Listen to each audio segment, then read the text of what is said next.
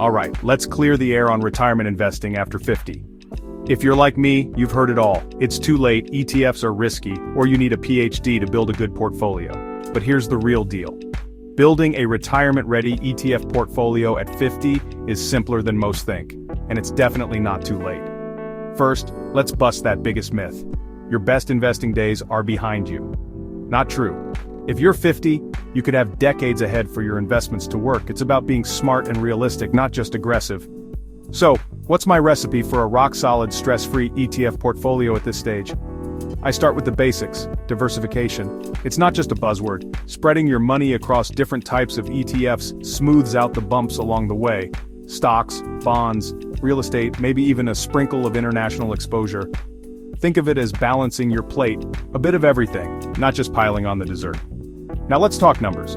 For someone 50 or older, I'd personally lean about 60% into broad market stock ETFs. Think S&P 500 or total market funds. These give you growth, but with the safety net of owning hundreds of companies. The next 30% goes into bond ETFs. These are your cushion. Less exciting maybe, but they help you sleep at night. And the last 10%? I might sprinkle that into real estate ETFs or even dividend ETFs for some extra income. But here's another myth. You need to time the market. Nope. The truth is, consistency beats timing every time. If you set up automatic monthly investments, you're buying in at the highs, the lows, and everywhere in between. Over time, it averages out. That's called dollar cost averaging, and it's your best friend. And don't forget about fees.